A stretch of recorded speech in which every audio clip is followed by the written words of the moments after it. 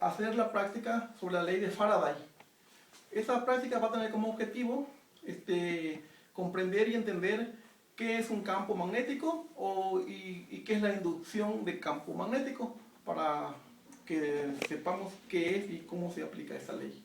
Bueno, vamos a empezar con la definición. Campo magnético es una región de espacio en la cual una carga eléctrica puntual de valor Q que se desplaza a una velocidad se puede definir también como una región del espacio donde se manifiestan acciones sobre las agujas magnéticas. Entonces, un ejemplo claro de esto es cuando ponemos un alfiler en la mesa y ese va a tener atracción, puesto que la mesa se mueve cuando le aplicamos la carga del imán abajo. Aquí lo podemos hacer rápidamente. Vamos a ver una cuestión de... A ver, no. Bueno, entonces, aquí tengo el imán, aquí tenemos el alfiler. Bueno, y van a ver ustedes cómo se lleva a cabo este fenómeno, miren. ¿Ya vieron cómo al momento de moverlo, cómo se mueve? Con el imán. Vamos a ver, ese es un efecto muy claro. Ok, entonces, vamos a ver la definición también de la inducción electromagnética. Entonces, la inducción electromagnética es la producción de corriente eléctrica por campos electromagnéticos variables con el tiempo. El flujo a través de una superficie cerrada cualquiera es cero. Entonces, flujo magnético, las corrientes eléctricas producen efectos magnéticos. Entonces, la ley de Faraday establece que la corriente inducida en un circuito es directamente proporcional a la rapidez con la que cambia el flujo magnético que la atraviesa. Entonces, un ejemplo claro de esta ley de Faraday o de un campo magnético, vamos a tener los generadores y transformadores.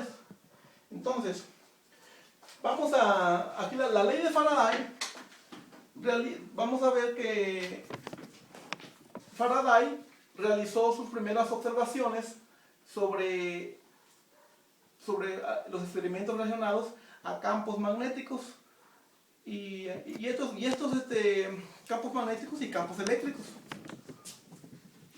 a través del tiempo. Vamos a ver dónde observó Faraday estos tipos de corrientes transitorias en los circuitos. Entonces, los observó cuando se suspendían una corriente eléctrica en otro circuito próximo. También en un circuito cercano por el que circulaba una corriente estacionaria. Se movía esta con respecto a la primera. También observó si se introducía o se retiraba un imán del circuito permanentemente, también se producían estos efectos o sea, se producía corriente, pues. Entonces, para ello les he preparado una práctica, el cual voy a llevar a cabo. Esta práctica va a consistir en la fabricación de un motor que va a ser uno de los principios que tiene el campo magnético en los motores. Entonces, para ello voy a necesitar alfileres, voy a necesitar una batería, cable esmaltado, imán, el imán, vamos a necesitar unas pinzas para cortar y la lija. Entonces, ¿qué es lo que vamos a hacer? Primero, vamos a enrollar el alambre, vamos a hacer una especie de una bobina, y esta bobina le vamos a lijar aquí, vamos a quitarle el esmalte para que tenga el paso de la corriente y ese no interrumpa. Bueno, vamos a poner en los polos positivo y negativo los alfileres a la batería, o como quien dice, vamos a conectarla. Posteriormente vamos a tener ya la bobinita, o sea, la espiral, son los espirales, la vamos a poner aquí, y va a ser como ustedes ven, al momento de que la acercamos al imán, están ustedes viendo, este es el principio de los motores. El principio de los motores es cuando por este tipo de cargas van a ustedes a ver que hay ese tipo de movimientos. Entonces, como ven, este es el principio del motor, el cual se lleva a cabo con el campo magnético. Entonces, como vieron, es tan sencillo demostrar el principio del campo eléctrico, o del campo magnético, perdón, que tienen estos motores. Miren, ahí se está formando, ya ven que el solicito, por el elemento la corriente que fluye aquí se cierra el circuito, y por lo tanto, la repulsión de los imanes, vamos a formar un campo eléctrico. Ok, entonces, es muy sencillo. Entonces vamos a ver. La ley de Faraday predice cómo interaccionan los campos magnéticos con los circuitos electrónicos para poder producir fuerzas electromagnéticas o inducción electromagnética. Un principio fundamental que demuestra operando es la ley de... Esa ley son los transformadores, los inductores, los generadores y los motores, como es el que les acabo de decir. Entonces vamos a concluir que el campo magnético, cuando hay un flujo de corriente en un alambre conductor que tenga varias espiras, las espiras son las estas que hicimos aquí, este campo magnético, cuando se encuentra en el campo magnético de un imán, ellos generan entre sí una fuerza electromagnética que es perpendicular a la inducción del campo magnético y por consiguiente empuja la espira que le permite dar ese giro. Entonces, como vieron, es muy importante tener bien el concepto de qué es un campo magnético y qué es el flujo magnético y qué es la inducción electromagnética. Entonces, como ven, esa fue la práctica sencilla que les demostré, que hicimos un motor simulando el campo magnético. Ahora vamos a ver, aquí les voy a explicar sobre la ley de Gauss. El principal objetivo de la ley de Gauss es, vamos a comprender qué es un campo magnético y cuáles son sus aplicaciones, y de un flujo eléctrico.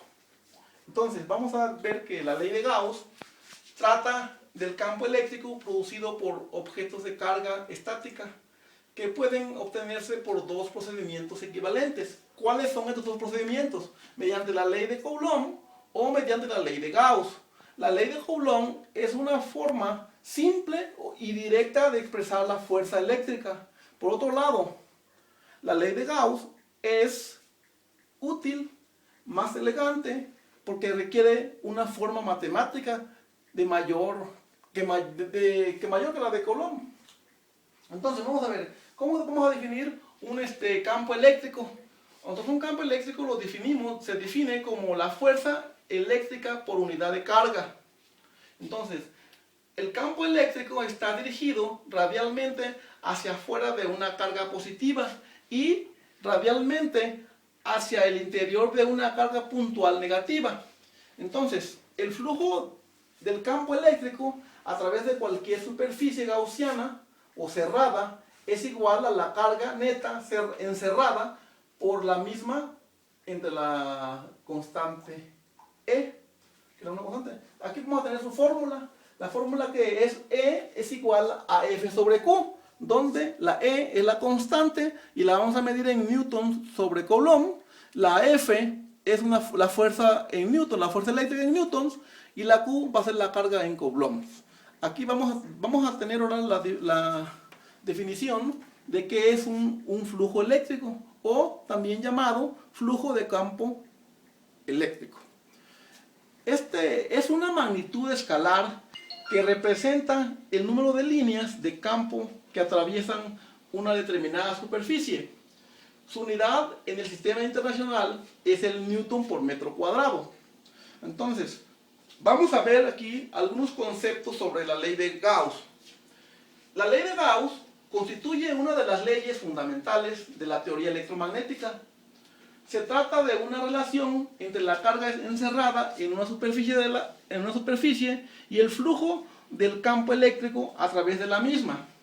Constituye un medio para obtener expresiones de campos eléctricos con suficientes condiciones de simetría. ¿Cuándo vamos a usar la ley de Gauss? Aquí les voy a demostrar. ¿Cuándo usamos la ley de Gauss? Solo es útil para situaciones donde hay mucha simetría. Hay que usar la simetría para saber dónde E es constante y cuál es su dirección. Hay que seleccionar una superficie cerrada en la cual E sea constante o donde el flujo sea cero. E perpendicular a la superficie, o que es la constante. En otras palabras, si conocemos la distribución de cargas, si se tiene suficiente simetría para permitirnos calcular la integral, aquí vamos a nosotros aplicar la ley de Gauss. Entonces, estos son los conceptos que podemos nosotros saber para poder aplicar la ley de Gauss. ¿Qué podemos calcular con la ley de Gauss? Entonces, vamos a poder calcular campos eléctricos, flujos eléctricos y distribución de cargas. Estos campos y estos flujos y esta distribución de cargas van a estar en superficies gaussianas o en superficies cerradas.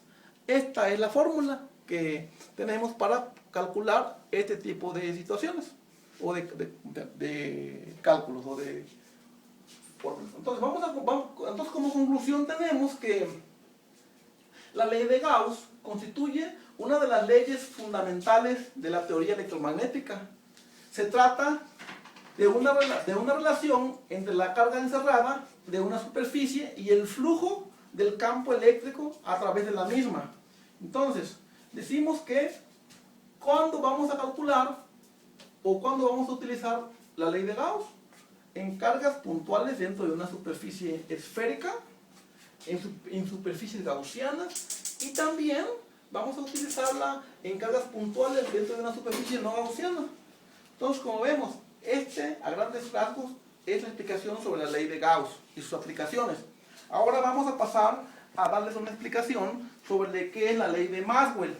Sabemos que la ley de Maxwell, sabemos que es más completa que estas otras leyes.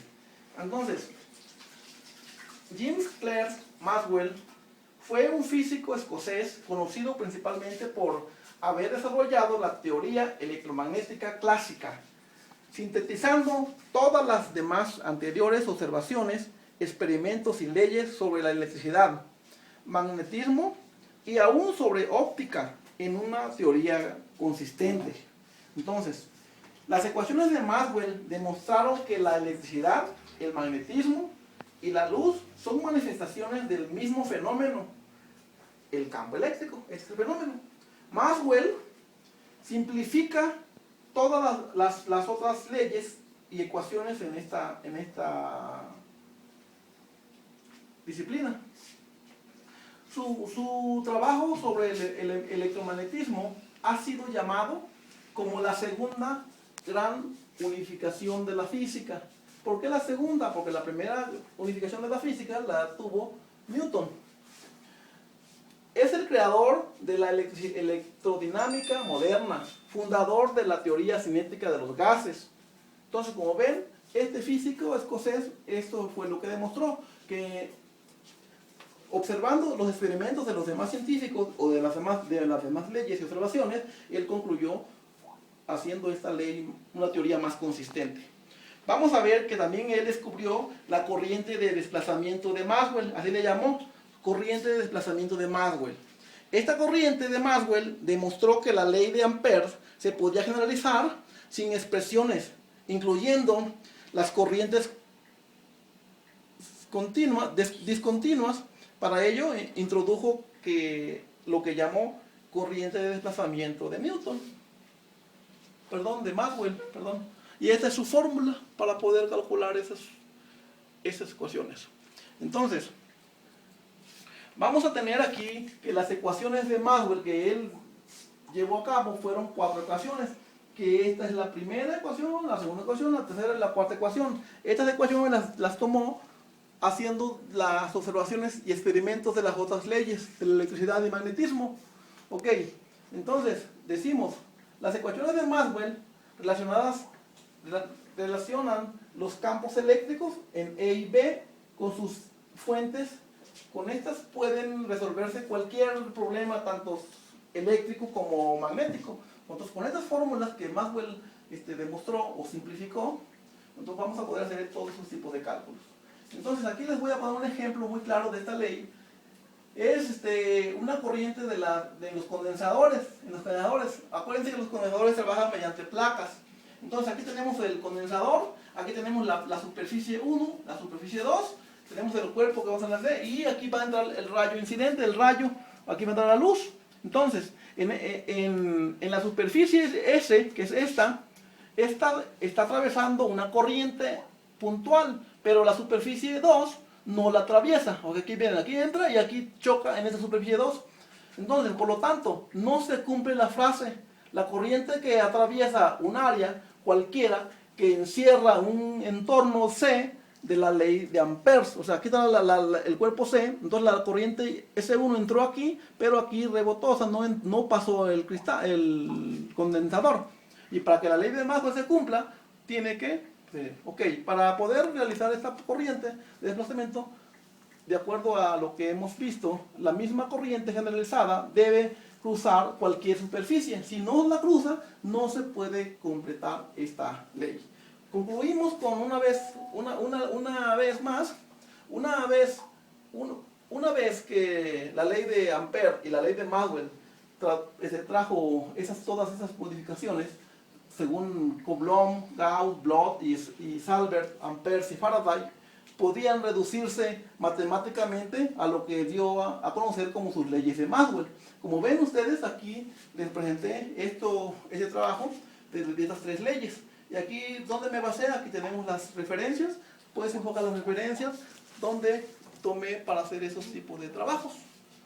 Entonces, como ustedes ven claramente, son explicaciones sencillas, pero con muy nutridas y muy breves de los conceptos de estos tipos de leyes, para poder demostrar que realmente cómo fueron actualizándose estas leyes. Este físico escocés pues, fue el que, con sus observaciones y sus experimentos de los otros científicos, logró tener un concepto más real.